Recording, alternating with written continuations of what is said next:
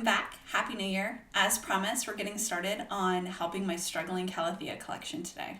I want to start by saying that I'm doing these videos specifically because I want to show you some real world Calathea issues and problems, what I do about them, and then later I'll be able to record what they look like. Was I successful? And that's hopefully helpful for you. One of the reasons I've put this off in this video so late is because I'm actually really concerned that my interventions will be the opposite of helpful. So I just want to put that out there and be really honest that I am nervous. Don't want to lose a plant and you're afraid that anything that you do to help it is going to hurt it. So what exactly is wrong with my Makoyana? Well, again, I bought it at Lowe's.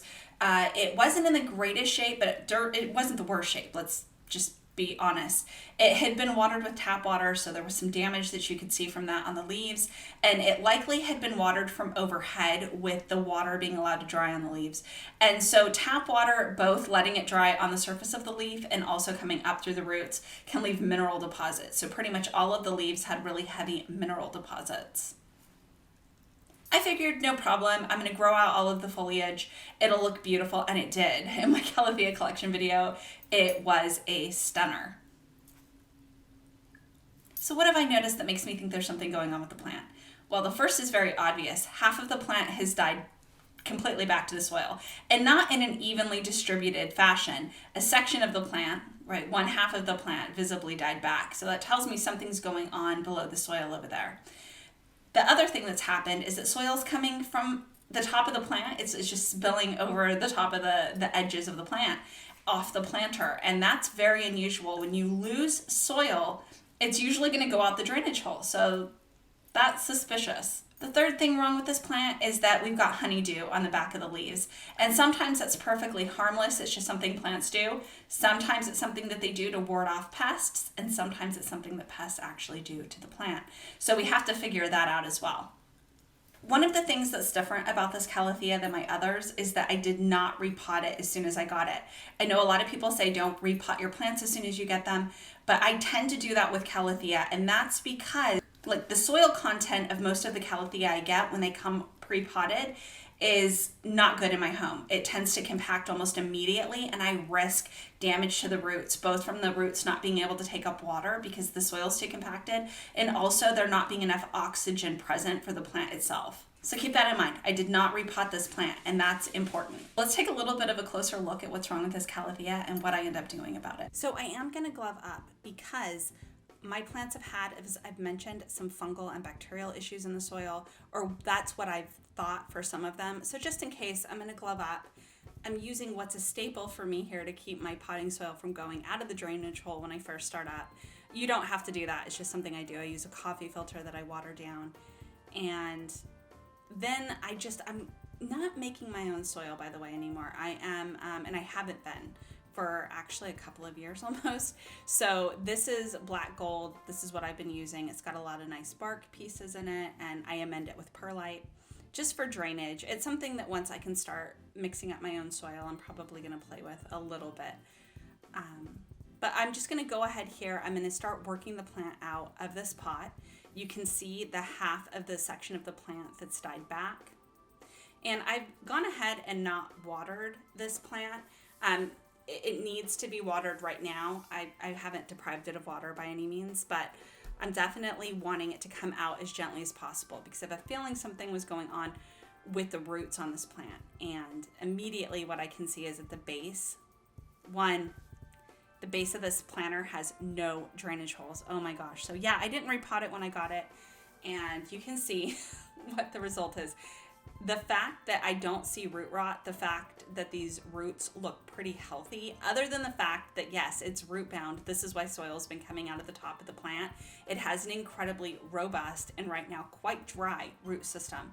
And something else that I notice as I'm kind of turning the root ball around is lots of nodes or like nodules here in the roots. These store things like nutrients that the plant can use. And this explains to me a little bit of the absolute robust, vigorous growth that it had the summer after I got it.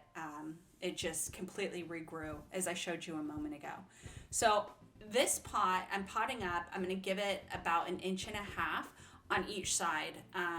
So all the way around and then also on the bottom so that it can start to hopefully grow out into the fresh soil.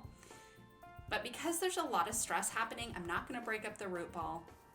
I'm not going to try to pull the old soil out. The soil, one reason I didn't repot this is because the soil is very similar to what I would use. And so the plant didn't have any trouble. And even though there's no drainage holes, you know, that didn't seem to be as bad as you would think.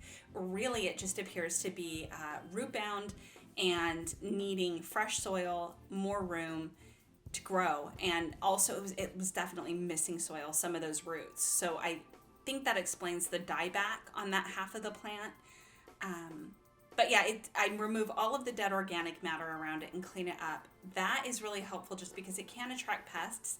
And frankly, I've got a lot of different Calathea that are all in one space, very visible in my home. So they all have these really striking kind of dominant foliage patterns, and just having all of this dead excess kind of organic matter around the plant just makes it look so messy. So I was so glad to get rid of that. But that's how serious I'm being when I tell you that I lost a lot of plants and that the ones that I kept, I just gave them what they needed to live, and I did not fuss with them. Not even to like pick away at the old leaves, the dead leaves. I just left them alone so that they could de-stress as much as possible as soon as I got back to them. Like I said, there had been a pest incident when I was gone. There was watering issues. And then to top it all off, there's some type of bacterial fungal thing going on with some of them. So, you know, I feel really lucky to have the ones I still have. And also, like I mentioned momentarily earlier, just nervous. I don't want to harm these plants. And I've already lost enough, I feel like, so I would really like to be careful. I'm just going over the back of the leaves right there really quickly, wiping away the honeydew. I don't see pests. I don't see any indication that this plant has had any pests, and what might explain the fact this escaped the spider mite infestation is its ability to produce that honeydew on the back. Definitely not something a spider mite would want to go ahead and, you know, get into or try to use this plant to feed, because it would get immediately stuck. That honeydew is very sticky, and I think it might almost be like tar to them. So this plant is done. I am feeling much more confident. It's looking really good. I'm thrilled that I took the steps that I did to get the plant into much better shape. I think I'm going to be moving everybody into terracotta. So again, there's more uniformity just visually across all of these different plants, but also they'll all have those similar conditions that helps me understand watering, etc. when things are drying out. Now, this plant does have a couple of new pieces of growth that are coming out. So, I mean, even though it's in the state that it was, it's still putting out new leaves. So I hope the section that really lost a lot of its soil from being root bound, I hope that it starts to produce above the soil foliage and new growth comes up on that side. So overall, I'm feeling really optimistic about what I did with the plant. I think that it's going to recover. I'll check back in with you probably closer to the growing season. That'll be like sometime between mid-spring and early summer. This plant might actually need to be potted up one more time, which would be fine. Hopefully it can regain that growth pattern, and we'll see how it goes from there. Thanks for watching, and until next time, be well and take care.